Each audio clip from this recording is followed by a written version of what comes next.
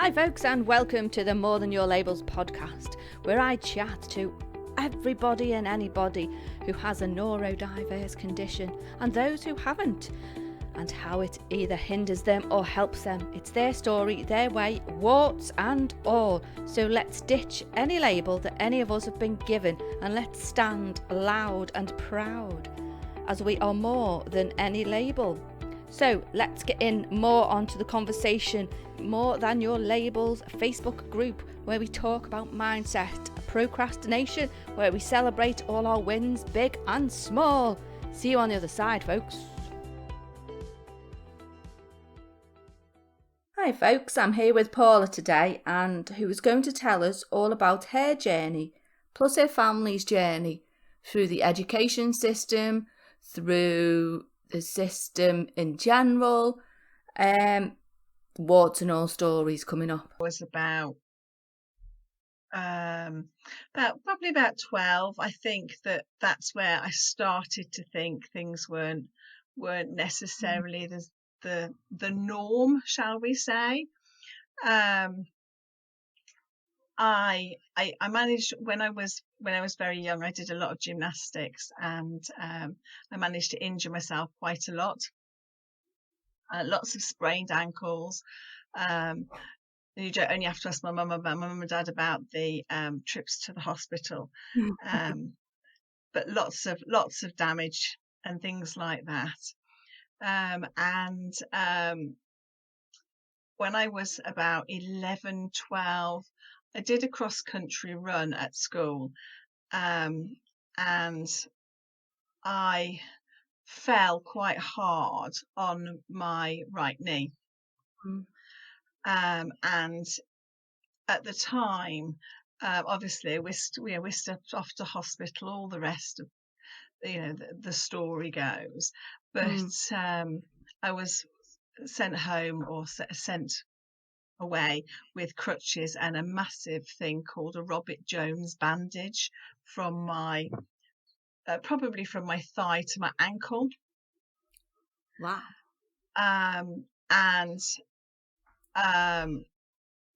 Never went back to that school because, of course, my dad's in the forces, and we moved quite quickly after that. So they probably thought I'd died or something horrendous. But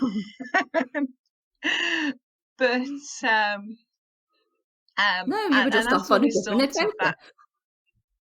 Yeah, just must have thought I'd given up.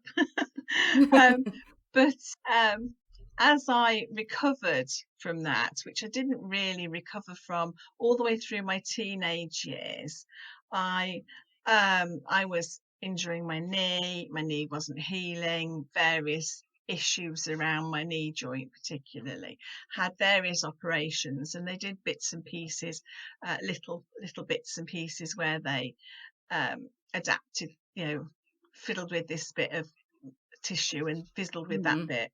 At 18, this resulted in a quite a major operation. 18, 19, a major operation. And I have a lovely scar on my leg, which I often joke and say, oh well, this is I got attacked by a crocodile, because it's a bit more of a story than I fell over in cross country running.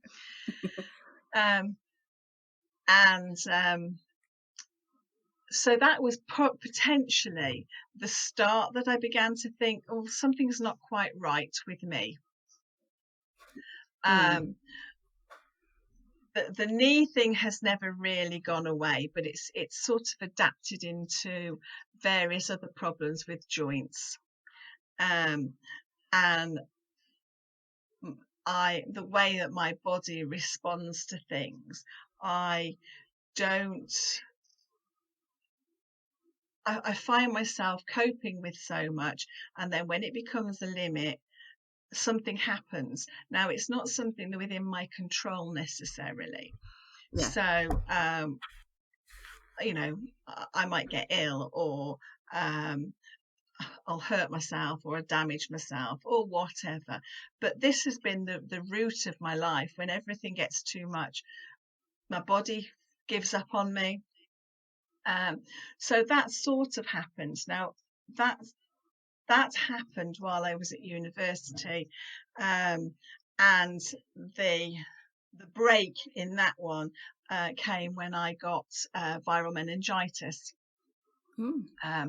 and left me with something called epilepsy, which was absolutely life-changing when I was that age. Because way back when I first left university, when I first was at university, there was no such thing as a Disability Discrimination Act. And I heard things like I was a risk to insurance. Schools didn't want me in case I scared the children. All sorts of things. And in the end, I was asked to leave probably halfway through my halfway through my third year. Took a year out to recover, and then halfway through my third year, they decided no. So damn up rude. until that, say that again. How rude? How, Yes, you're how damn absolutely rude. right. It wouldn't happen now, and I wouldn't let it happen now, because I would take it and fight it. Which I wouldn't have done back then at all. So sorry, did you hear that? No. That's all right, because everything rang in my ear hole. So I came, that was my teenage years and my early 20s. I changed my life completely, moved to a lovely place called Walsall, which I'd never heard of in my entire life, and stayed here really. And I managed to find a different way of living, of just getting by, which is what you do. You adapt to your situations, don't you? You do, absolutely. I've discovered that nobody's going to change anything for me. I've got to change it myself. Definitely. And even though my mum and my dad would do anything for me, they can't necessarily change the situation for me. They can make it easier and more comfortable, but they can't change it for me. So I've had to find a way of coping. At the time, I decided that I was having nothing to do with boys, because boys were just a distraction. Interesting life at university. Anyway, at that point, when I made that decision, what happened? I met somebody that I fell in love with, and subsequently married. That's normally the way, when you least expect it. I know. Anyway, Richard, my husband, is my rock. And I will say it openly. I'll say it to him. I'll say it to anybody. He is my rock. He also drives me completely bonkers, but he's my rock. And out of our relationship came 2 children. Pregnancy was never easy for me at all. And our first child, Tim, was he was a very easy baby. I thought I was an ideal mother. I thought I was perfect. Little did I know there's no such thing as a perfect parent. However, when my daughter came along 17 months later, our lives changed dramatically. Bex was just, she was a lovely baby, a lovely little girl. I'd always wanted a little girl, and although I was really happy with Tim, Bex was my dream. No favoritism, no choosing between them. It's just that's what I wanted. I wanted a little girl to dress up in pretty clothes. And so during my pregnancy with Rebecca, when I found out I was pregnant with a little girl, it became a fantastic thing. However, being mum to Tim was incredibly difficult because first of all, he didn't settle particularly well in terms of feeding. Then when Bex arrived, we call Rebecca Bex as well as Rebecca.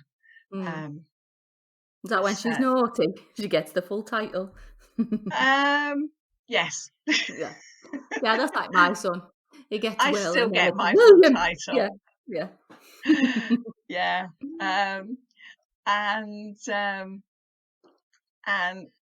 when she arrived, we moved house. And now looking back on it, hindsight's a beautiful thing because you wouldn't do the things that you intended to do.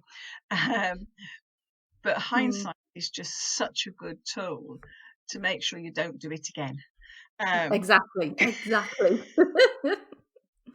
So, and looking back on it now, I can see we moved house. We had a new baby within a matter of 4 weeks of each other.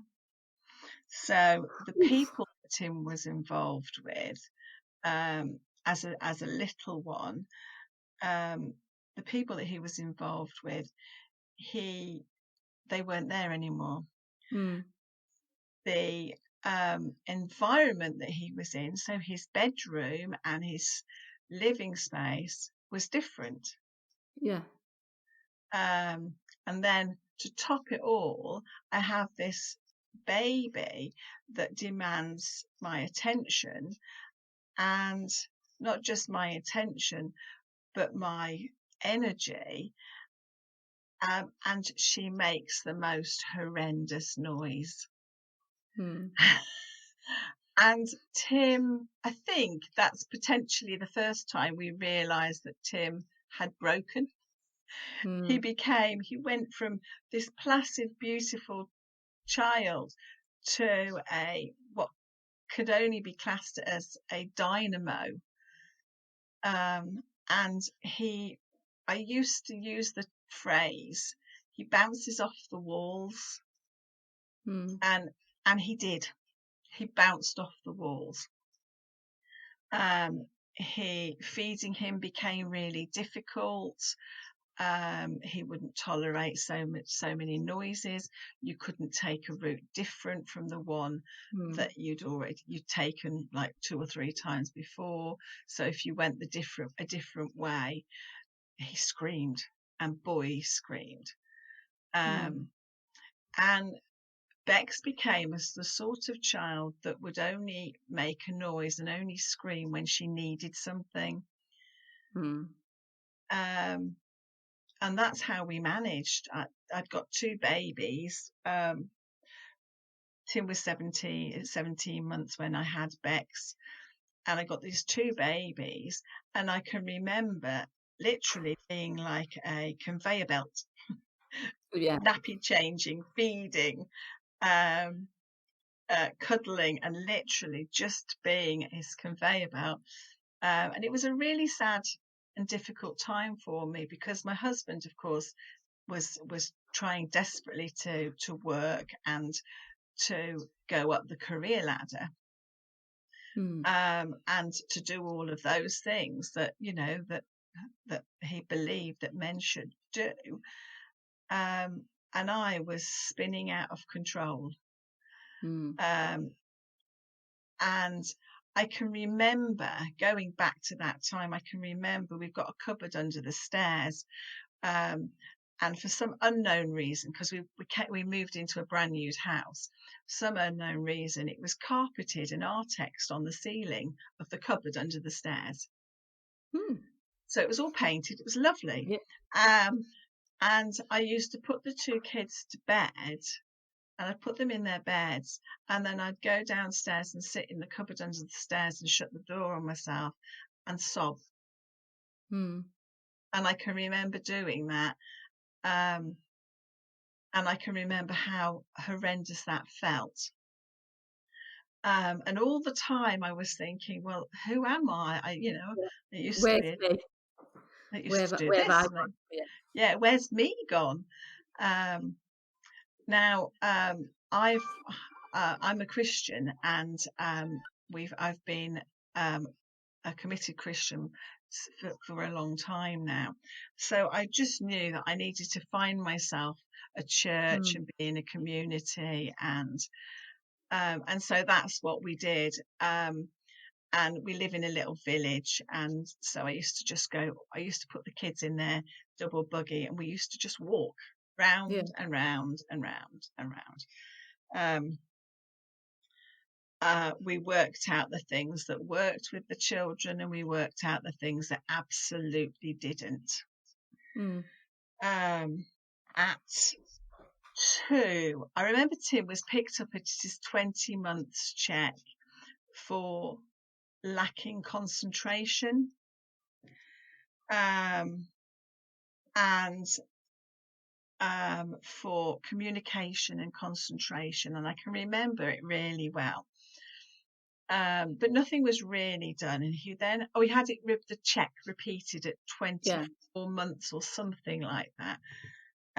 Anyway, at that point he was referred to the CDC, which is the Child Development Centre, and we went down this route.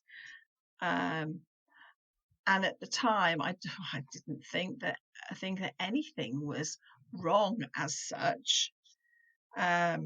Yes, he was difficult. Yes, he was hard work. Yes, he was the focus of all my attention. But that was your normal. But that was my normal, exactly. Yeah. And Bex was just this dreamy little girl who used to you only ever heard her if she needed something or she wanted something. And we just went through like that. Anyway, he was first diagnosed. Well, the first labels that he received was willful. He's a willful child. He's a difficult child. Then when he went to school, he was naughty. He was a naughty boy. And the children used to describe him as the naughty boy. The negative labels, then. Yeah, when I think back, they were as bad as any other label that was going to happen in the future. And I do remember when we were going down the CDC route, and somebody had mentioned autism to me, and they'd mentioned it in terms of Asperger's syndrome. Do you think he's got Asperger's? Or do you think he's got autism? And at the time, I just kept thinking, no, don't be ridiculous. He's just a little boy. He's just a lively little boy. But then he used to be able to do things that were a little bit odd, shall we say. Tim used to be able to do jigsaw puzzles. Upside down, by any chance? And upside down, without looking at the picture, for hours. And he can do the one and then the other and then one, and he'd just do them. And we'd put him to bed, and Tim didn't sleep particularly well, so we used to leave things out for him that if he woke up, then he could at least reach and do. Yeah. My son's exactly the same. Yeah. Exactly the same.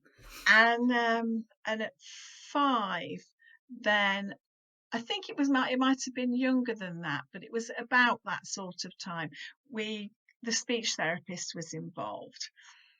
And the speech therapist used a term called semantic pragmatic disorder. Did I know what it meant? No, I hadn't got a clue. Hadn't got a clue. I do now. Then at 5, he got a diagnosis of autism spectrum disorder. And then at 7 came autism spectrum disorder, brackets Asperger's syndrome. What I have learnt over the years is it's all autism. Yeah. It's just the way it is. It's all autism. Yeah. Tim will describe himself as autistic. It's just the way he's wired. It's just him. Yeah, absolutely. Yeah. Absolutely. Tim actually says the phrase he uses is he's not disabled, the world disables him. Exactly. Totally agree with that one. And absolutely. Yeah. Absolutely. He would, with the right support, he would be able to do anything. Exactly. Yeah. But if you don't put the right support in, that's not going to happen. It's not going to happen at all. Mm-hmm. So that was our first instance, other than my the issues around my knees and them saying, it could be this, it could be that, could be the other. There was never a diagnosis of that. My first diagnosis came probably with the epilepsy one.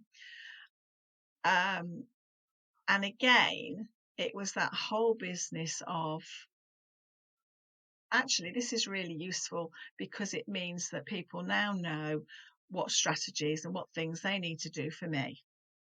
Yeah. Yeah. Was it a pleasant one? No, it wasn't. Was it a helpful one?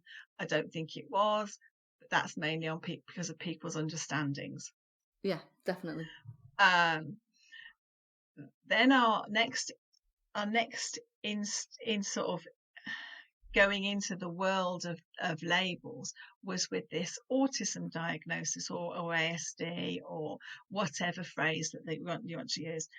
And people would say to me, oh, no, you don't want to label him. Oh, no, don't want to label him. And I'd say, no, he's already been labelled as a naughty boy. Yeah. Or as aggressive or challenging or difficult. So why not use the label as it should be used, and that is as a signpost.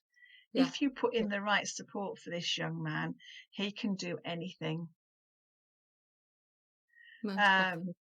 And so we started to go around that. Actually, as we've developed, he's got a whole load of other labels now, many of them which are part of the autism, which like dyspraxia and auditory processing and all of these things. That the way that autism works is you may or may not have these aspects. You may have these aspects without the autism, but we've used it very much in terms of understanding Tim. And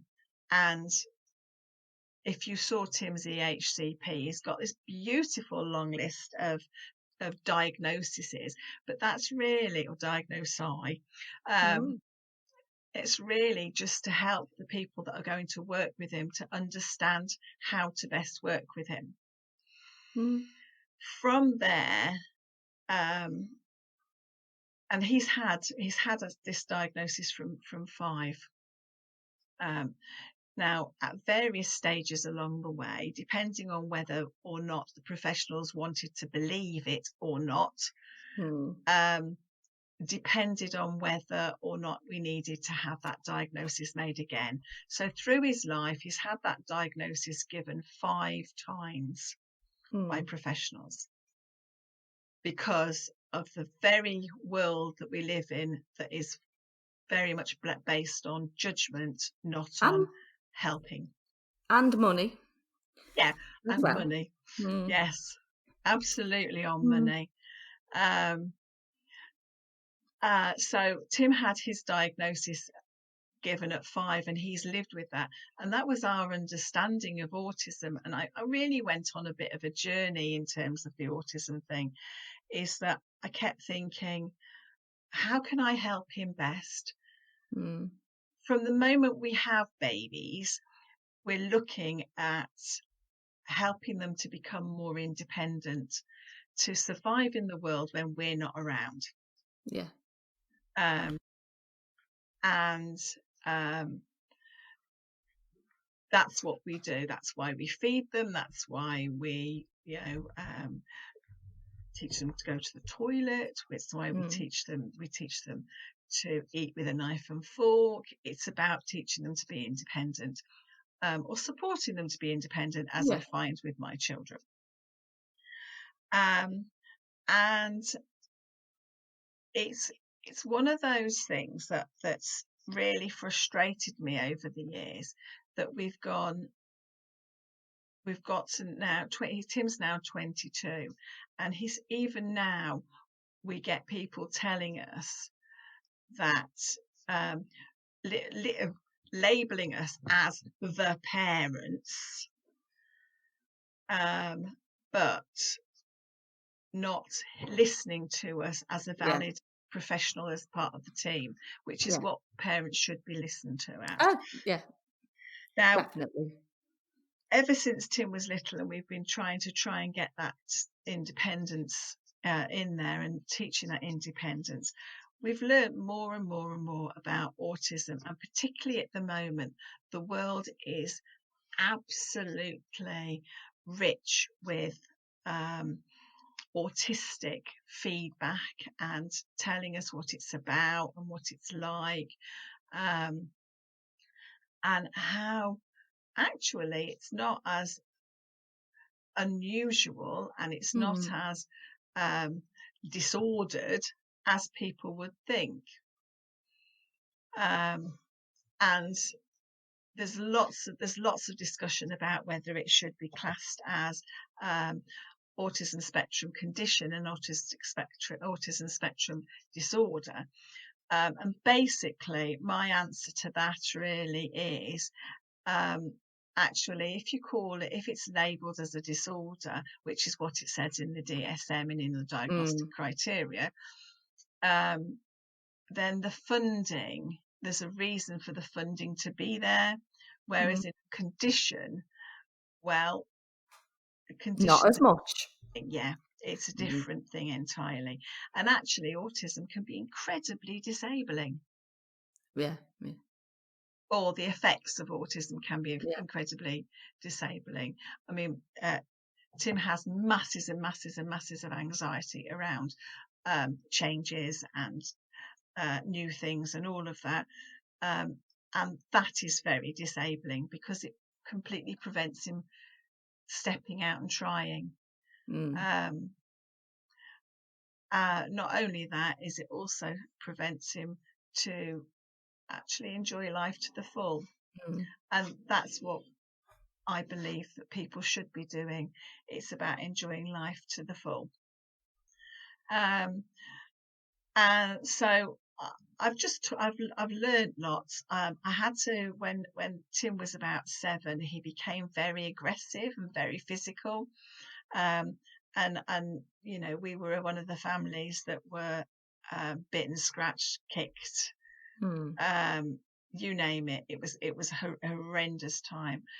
And at the time, I went on a course called Practical Interventions with Autism West Midlands, and met an incredible team, and they probably changed my life at that point, because we learnt about something called low arousal, the low arousal approach, and we learnt about something that taught us about autism and what it's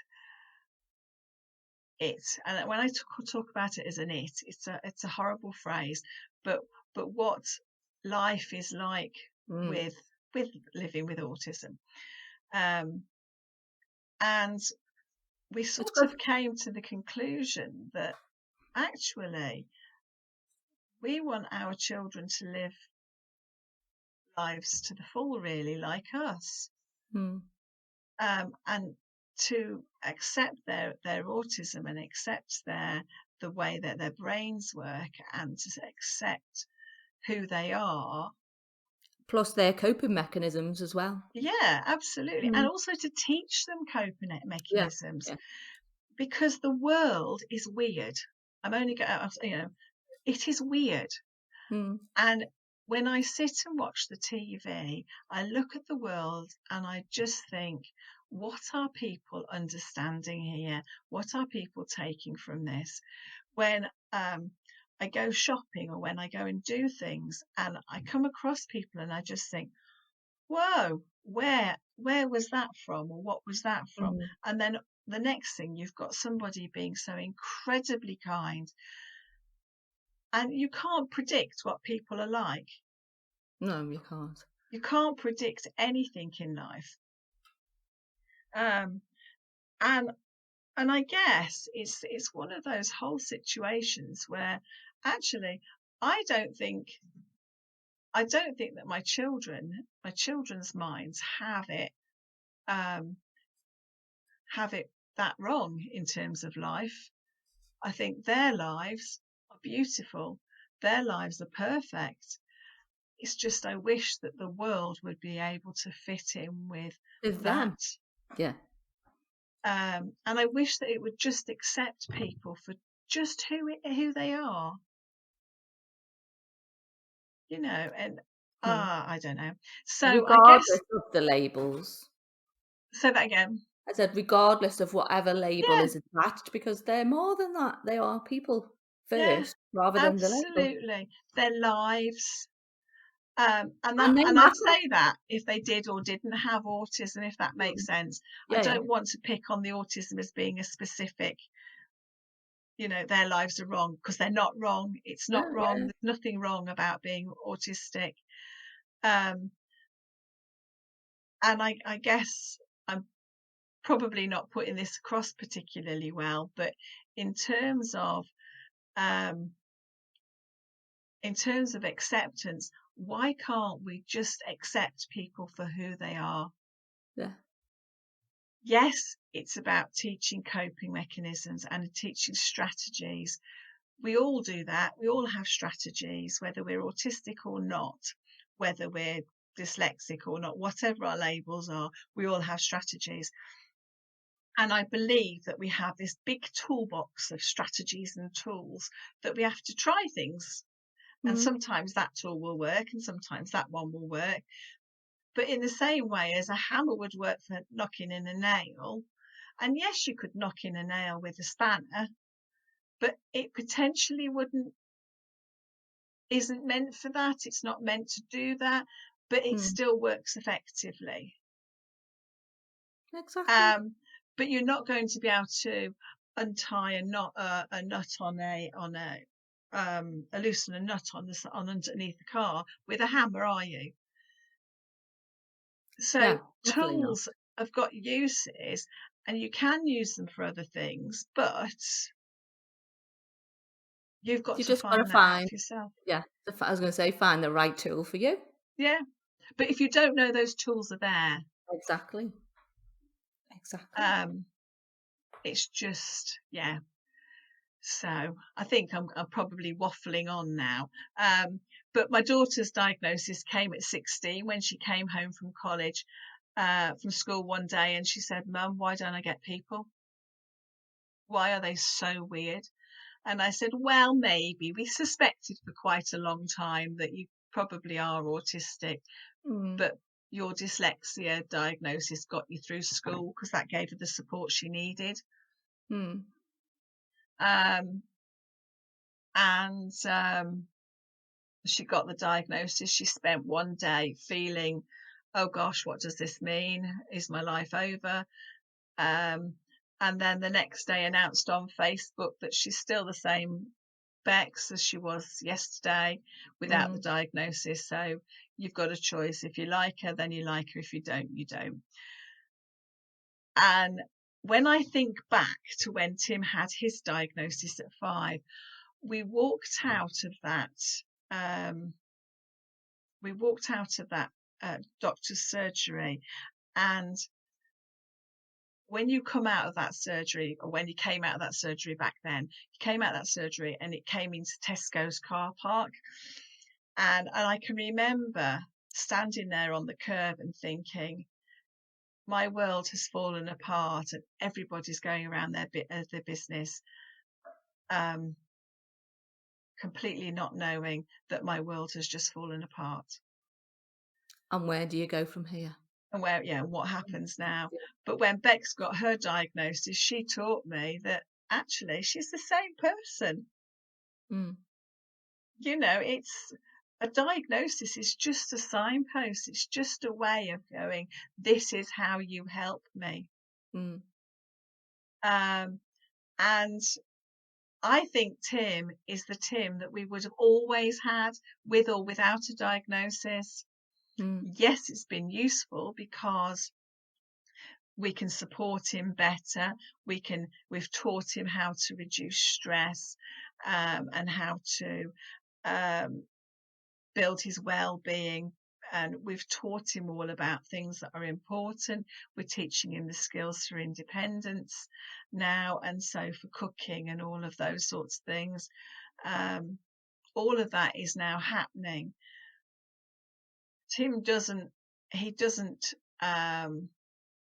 he doesn't just pick up things from the universe. It's not like sucked in from the mm, universe. He doesn't just gather things in terms of, so like, without autism, people tend to be able to think, oh well, this goes from here, there, and make judgments and learn things based on, learn skills based on almost just getting it from the universe type stuff. yeah, But Tim has to be taught those skills. He can work out that he needs something, but he doesn't know what it is he needs and how he needs to develop that skill. So Tim will come to me and go, Mum, I want to do this, or how do I do that? And then it's around teaching him the skills to do that. And that's a little bit like how they both work, really. Bex is incredibly good at masking things, so you can go through life and not really know that something's wrong.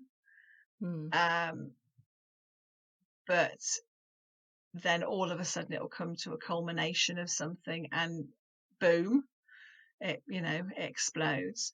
And I guess where we are now is that, for me, I'm thinking, well, does this explain who I am? Does this explain why I have certain difficulties?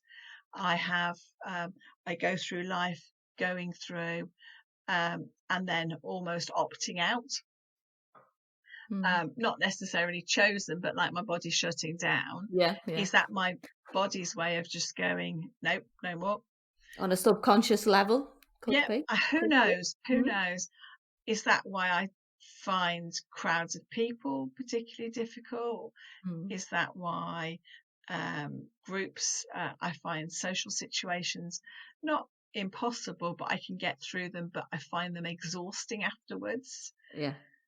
I don't know. But is it worth me going to seek a diagnosis?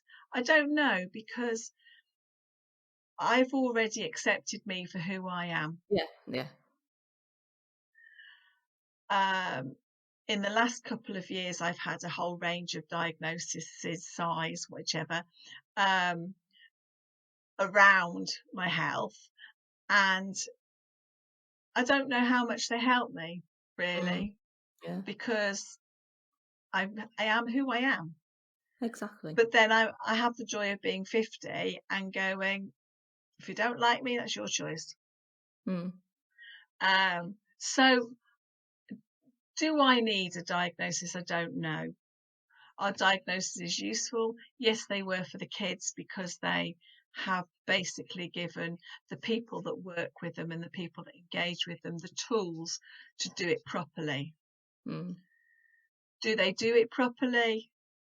No, not all the time. Yeah. I was just about to say that. And that's what breaks my heart, is the diagnoses are useful, but only if you pay attention to them. But that's not for you as a person. For you as a person, I would say categorically, there's nothing wrong. A diagnosis is just a label. It's just a signpost. It's nothing. There's nothing wrong, because the number of people that come to me and say, I think there's something wrong with my son. And at that point I go, right, okay, so let's work out, or there's something wrong with my daughter. That's because we're so used to speaking in that way. Whatever isn't normal, and you can't see me doing The inverted commas. Yeah. Yeah. But that's what I'm saying, whatever isn't normal isn't acceptable. Well, actually, that's rubbish. Definitely. Totally rubbish. Am I an autism expert? No, I wouldn't say I am. Do I know a lot about autism? Yes, I do, but I think there's a hell of a lot more to learn. And I think the places that you're going to learn that are from autistic people. Yeah. And people that talk about their experiences. So the person that I am now,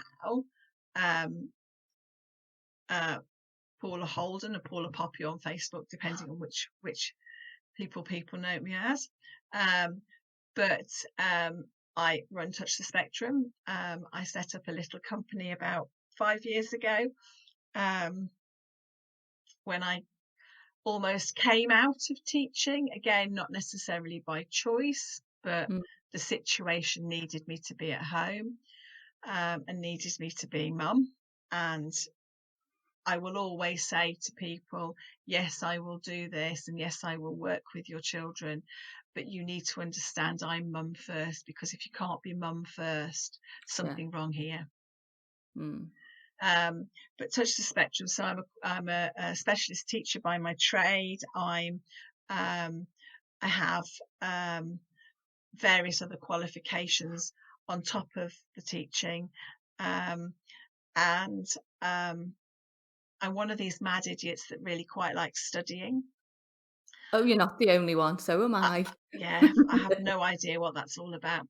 No, I keep thinking I might grow out of it. But I do I like to read, and I like to listen to people, and I like to hear people's experiences. And I mainly work with children with autism, and autistic difficulties. And it's all very much around well-being, and it's all about balancing that well-being with life, and finding a way to cope. And sometimes there might be times in your life where you have to go into a bit of a lull. Yeah. And then there are times in your life where you step it up a little bit. But all the time, if you balance that well-being and you keep that well-being on a level, you'll cope and you'll get through. But you need to listen. I mean, I now know I need to listen to my body. The way my body works is it will shut down if I don't. And I'm not prepared to do that right now, because I can't afford to, because I've got children, and well, they're not children, they're adult children, but you know what I mean. Yeah, they'll always be children. Exactly. So where can people get in touch with you if they wanted to work with I you? have a website, which is www.touchthespectrum.org.uk, I think. We'll check on that, and we'll stick it in the show notes as well. Yeah, that would be great. And on Instagram and Facebook. You can drop me a message via Messenger and various things like that, and then I'm Paula Poppy on Facebook. I do a lot of work around so-called school refusal. Again, I think that it's a label that has been labelled to suit people, because Definitely. as one of my girls says, there ain't no refusal about school refusal. I just simply can't. And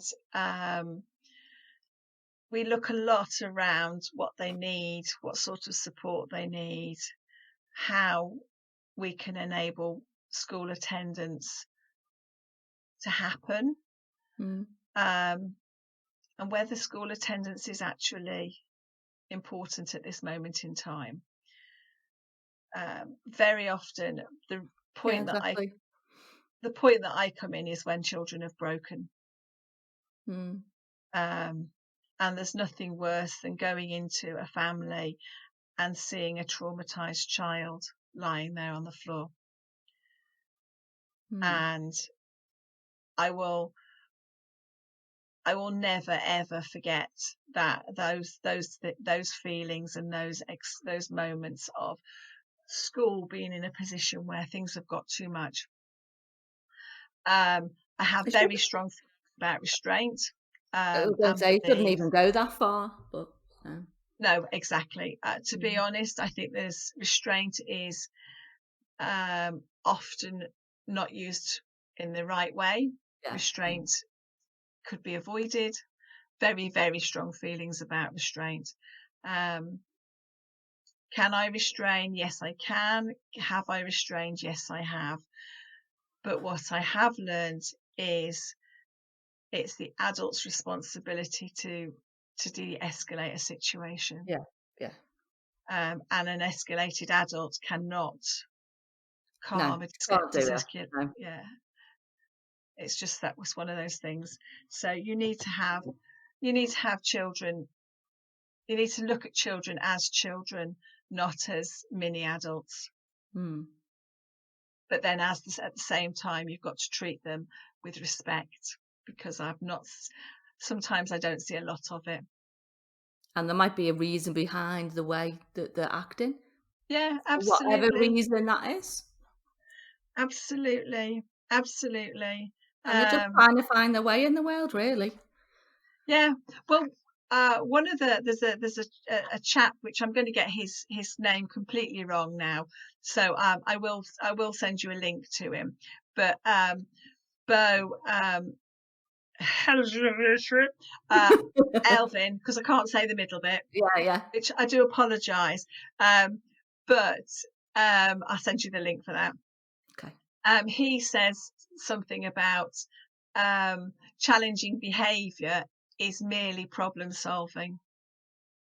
Yeah, that's a good way of looking at it. Yeah. And that's what conflict is. Conflict is just problem solving. And if you think of things like that in terms of what you're facing, actually, it doesn't make it quite so big. Doesn't make it look quite so scary. As somebody who hates conflict and will run a mile, and I mean run a mile if I'm in a conflict sort of situation, I managed to get myself into quite a lot of conflict with the local authority. Oh, you're not the only one. You're not the only one. And at work and with family, and I'm like, why does conflict follow me? Is it just a thing? But anyway. Yeah. And it's one of those things I absolutely hate, but it's just a way of problem solving. Yeah. So I guess, and the other thing is that I've learned to reframe the behaviour.